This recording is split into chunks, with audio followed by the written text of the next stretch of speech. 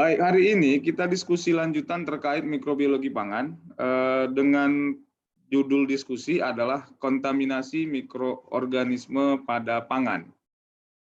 Jadi kalau berbicara tentang konsep mikrobiologi, baik itu dasar dan terapan, ini kan mikrobiologi pangan adalah mikrobiologi terapan dalam bidang pangan, maka satu hal yang pasti dan harus itu adalah bebas kontaminasi. Jadi apapun yang kita hasilkan dari produk yang berbahan mikroorganisme maka harus bebas dari kontaminasi. Kenapa harus bebas kontaminasi? Karena dikhawatirkan muncul mikroorganisme lain yang mungkin bisa menyebabkan kerusakan pada sebuah produk itu. Maka perlu penanggulangan untuk mengatasi kontaminasi. Itulah yang kita lakukan kalau di lab dulu mikrobiologi dasar adalah sterilisasi. Jadi kalau paham sterilisasi itu dasarnya.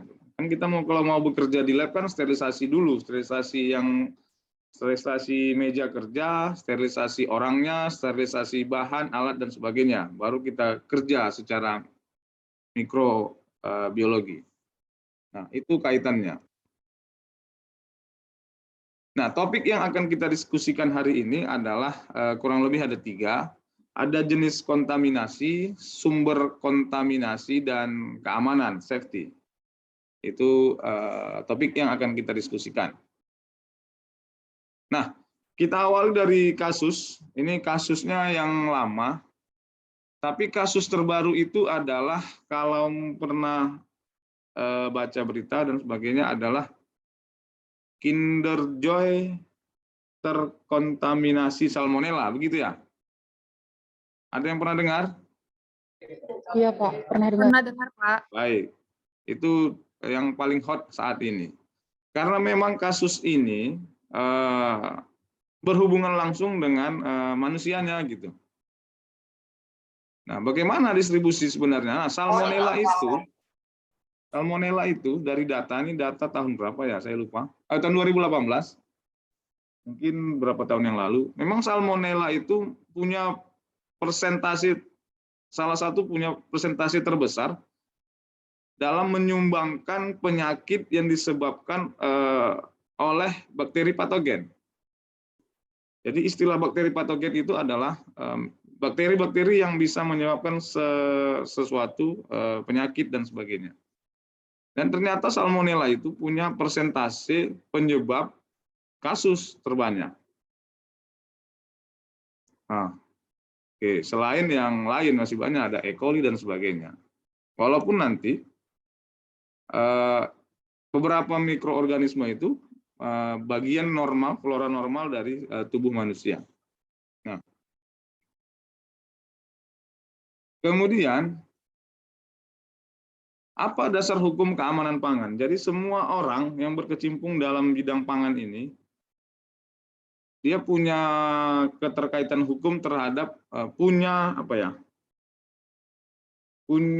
keterikatan. Kalau menghasilkan produk pangan itu ya ini dia keputusannya di negara kita. Ada persyaratan higienitas gitu. Maka orang kalau pernah lihat kita berita ada orang keracunan setelah mengkonsumsi sesuatu gitu kan, masuk rumah sakit. Ya mungkin tidak mematuhi si higienitas itu gitu. Sehingga konsepnya itu ya tentu akan menyebabkan keracunan istilahnya. Nah, kenapa bisa terjadi kontaminasi, kenapa bisa terjadi keracunan, dan kenapa terjadi bisa mungkin kerusakan pada bahan pangan. Nah, makanan kita itu idealnya itu adalah harus bersih, sehat, aman, dan bergizi gitu. Nah, ada 4 hal konsep penting sebenarnya yang harus kita cermati. Bagaimana makanan kita itu harus bersih, sehat, aman, dan bergizi.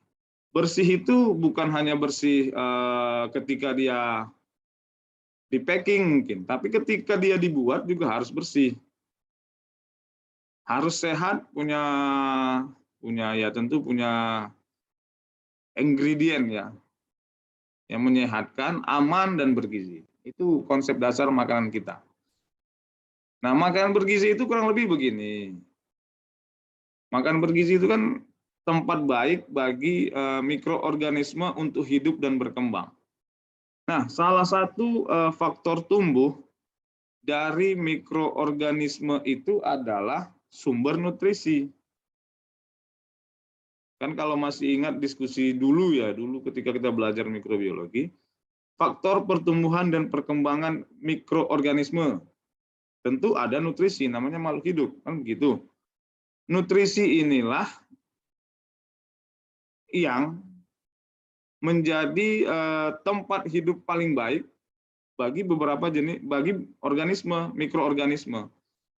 Jadi misalnya susu, daging-dagingan, sayur-sayuran, ikan-ikanan, itu tempat baik tumbuhnya mikroorganisme.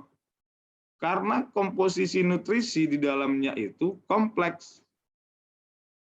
Contoh nih daging-dagingan ada salmonella yang bisa hidup di situ, ada listeria monocytogenes. Di sayuran juga bisa salmonella. Di ikan-ikanan juga. Dan sebagainya. Nah, itu harus diperhatikan. Jadi kalau ada pertanyaan, kenapalah bisa mikroorganisme itu tumbuh di produk di daging-dagingan? Memang karena produk daging itu punya nutrisi, yang nutrisi itu tempat baik tumbuhnya mikroorganisme. Itu ingat di faktor tumbuh. Selain faktor tumbuh yang lain, ada pH, ada temperatur, ada kelembapan, dan sebagainya. Karena rata-rata kalau makanan segar kan punya temperatur yang baik, punya pH yang ideal, punya nutrisi yang komposisi nutrisi yang baik, kemudian punya kelembapan kadar air yang baik.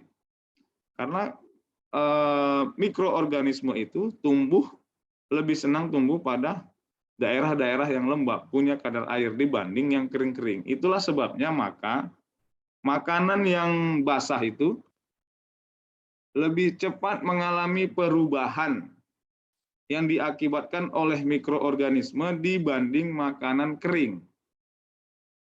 Roti basah itu lebih cepat berjamur daripada roti kering. Itu alasannya. Nah, makanan dan minuman dapat terkontaminasi oleh berbagai kontaminan kapan saja. Oke, kapan saja. Nah, jika sudah terkontaminasi, maka harusnya produk pangan itu tidak layak dikonsumsi. Kalau dikonsumsi akan menyebabkan keracunan bagi yang mengkonsumsi. Mulailah muncul diare, apalagi? Ya mulai pertama diare, kalau nggak diobati diare berdarah, lama-lama lemas, hilang kesadaran dan sebagainya. Kan itu urutannya. Nah, kontaminan itu ada mekanis, fisik, kimia, dan mikrobiologis. Kita bahas satu-satu. Nah, kerusakan kontaminan itu menyebabkan kerusakan. Nah, kerusakan mekanis disebabkan adanya benturan antar bahan, waktu dipanen dengan alat, selama pengangkutan, terjatuh, dan sebagainya. Makanya kalau kita belanja atau membeli produk kaleng biasanya, atau produk kemasan, kan ada tulisan jangan diterima jika kemasan rusak, kan gitu. Itu masih kerusakan mekanis. Nah, kita punya hak untuk tidak menerima produk yang secara packing, secara tempat itu rusak. Karena di situ sudah ada jelas tertulis, jangan menerima produk jika ada kemasan dalam keadaan rusak. Nah, kemudian ada kerusakan fisik, misalnya penyimpanan dalam gudang basah, Tepung dapat menyerap air sehingga mengakibatkan gumpalan-gumpalan dan sebagainya. Kemudian ada bahan beku dan sebagainya. Nah, ada kerusakan kimia. Terjadinya ini ya apel kalau dipotong kan kuning ya, karena adanya oksidasi yang terjadi ketika dia dipotong berhadapan dengan udara langsung teroksidasi sehingga menimbulkan warna kecoklatan. Nah, bagaimana dengan kerusakan mikrobiologis? Tentu kerusakan mikrobiologis itu disebabkan oleh adanya mikroba, baik itu kapang, hamir, maupun bakteri, atau yang lainnya, atau protozoa dan sebagainya, yang bisa merusak bahan pangan itu.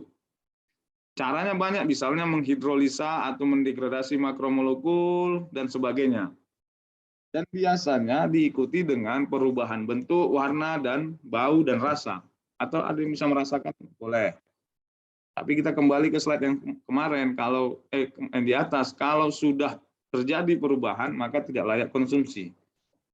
Nah, faktor penyebab kerusakan secara mikrobiologis itu adalah mulai dari penyimpanan, penyajian, dan pengolahan. Jadi ketiga hal ini perlu perhatian yang khusus, karena memang ketiga hal ini bisa menjadi faktor penyebab kerusakan. Nah, bahan makanan. Pangan yang mudah rusak itu terutama berasal dari hewan, daging sapi, daging ayam, ikan, susu, dan telur. Pangan yang agak mudah rusak seperti sayuran, ada di kategori ya. Pangan yang awet, biji-bijian, kacang-kacangan. Karena memang kalau kita analisis dari ini, pangan yang mudah rusak, pangan yang agak mudah rusak, pangan yang awet, ini memang dari komposisi nutrisi, komposisi gizi, dan kadar air. Makin ke bawah itu kadar airnya makin kecil. Biji, kacang, dan sebagainya makin kecil kadar airnya dibanding dengan yang di atasnya. Daging sapi, daging ayam, karena memang komposisi nutrisi pada daging-dagingan itu kan kompleks, proteinnya tinggi dan sebagainya dibanding dengan sayuran, buah-buahan, roti, dan kue-kue.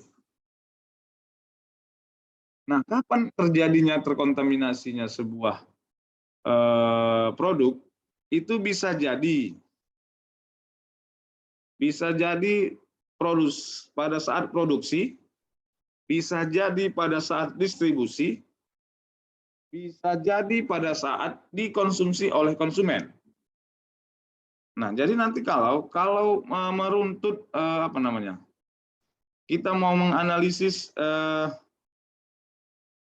menganalisis penyebab, misalnya suatu bahan itu kenapa bisa terkontaminasi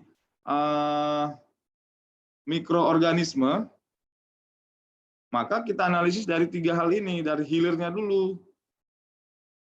Produsen, distribusi, konsumen, begitu urutannya. Jadi kita tidak bisa menyimpulkan, oh ini salahnya di sini, salahnya di sini. Nah, maka kita harus analisis dari yang paling atas, produksi.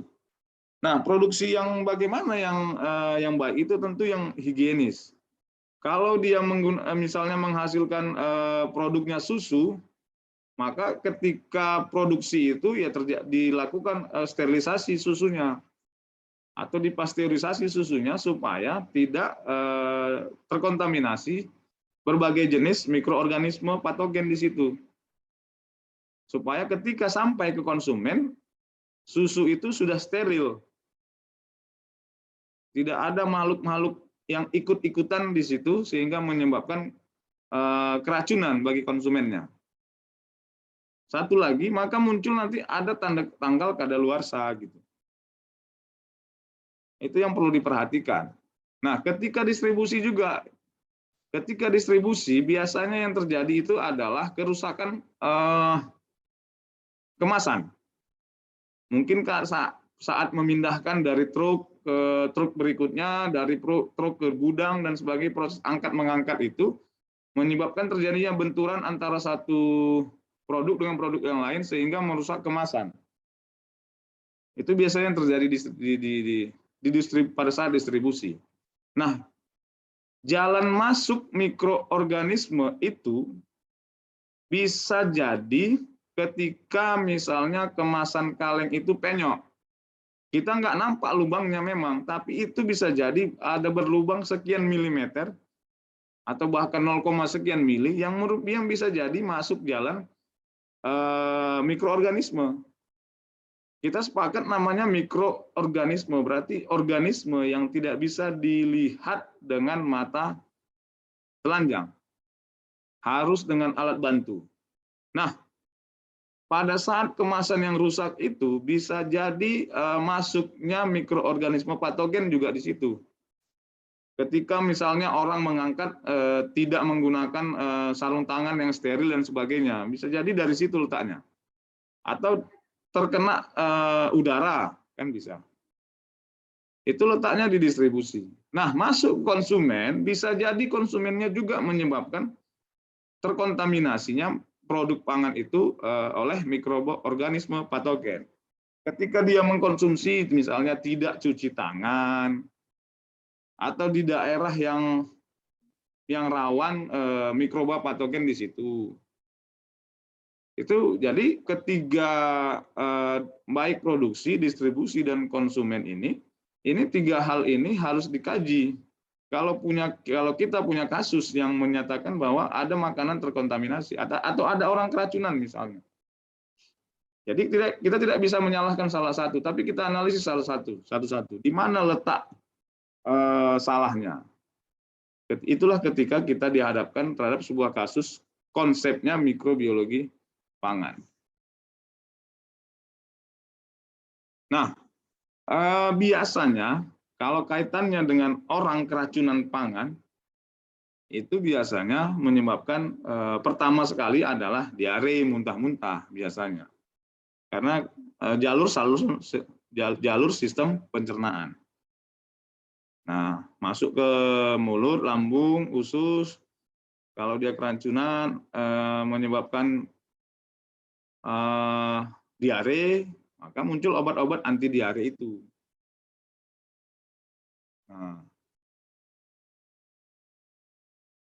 Nah, bagaimana produk pangan hewani yang sudah terkontaminasi mikroorganisme? Ini ciri umum ya.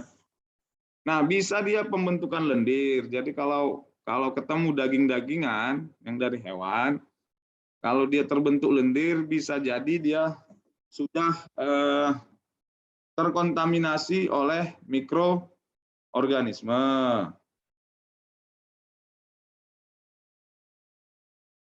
Oke, kemudian bisa jadi dia perubahan warna. Perubahan yang warna terjadi pada produk daging-dagingan itu. Kemudian dia jelas berbau busuk. Kemudian perubahan rasa dan sebagainya. Nah, itu menunjukkan aktivitas dari mikroorganisme ada di situ.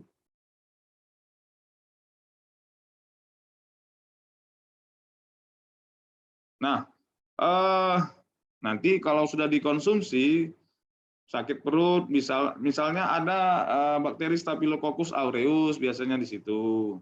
Nanti menyebabkan keracunan, toksin. Nanti istilahnya ada eksotoksin, ada endotoksin. Nanti dicari apa bedanya. Jadi istilah racun dalam mikrobiologi pangan namanya toksin. Nah, ada Staphylococcus misalnya di daging-dagingan. Staphylococcus aureus yang punya 23 Staphylococcus itu terdapat sekitar 23 spesies Staphylococcus. Yang kita dengarkan biasanya Staphylococcus aureus dan sebagainya. Kemudian bisa jadi bakteri Salmonella. Ada Clostridium misalnya. Itu biasanya dijumpai pada produk-produk pangan yang sudah terkontaminasi mikroorganisme dengan ciri-ciri yang kita sebutkan tadi. Nah, kalau sayuran gimana? Ada perubahan warna, perubahan tekstur, bau menyengat. Biasanya ada beberapa jenis jamur, ada beberapa jenis bakteri termasuk salmonella. Salmonella ini bisa menyebabkan kerusakan pada sayuran. Ini tahun berapa ya? Sekitar 10 atau 5 tahun yang lalu pernah sempat booming di daratan Eropa itu. Ada sayuran terkontaminasi mikroba patogen sehingga menyebabkan keracunan, sehingga ditariklah semua sayuran itu, tidak boleh dikonsumsi. Oke, itu yang bisa kita sampaikan sebagai pengantar terkait dengan mikrobiologi pangan kontaminasi. Yang penting itu adalah menjaga kebersihan pangannya, kebersihan orangnya. Selama kebersihan dijalani, selama kebersihan dilakukan, mudah-mudahan tidak ada terjadi keracunan yang disebabkan oleh tidak bersih. Kecuali kalau kita sudah bersih tapi memakan yang sudah dipastikan terkontaminasi, ya otomatis ya pasti akan keracunan. Maka pilih sesuai dengan ciri-ciri yang ada, yang pernah kita diskusikan di awal. Terima kasih, itu pengantar dari saya. Mudah-mudahan nanti dicari lagi informasi terkait kontaminasi ini. Ini kaitannya dengan higienitas dan sterilisasi produk pangan.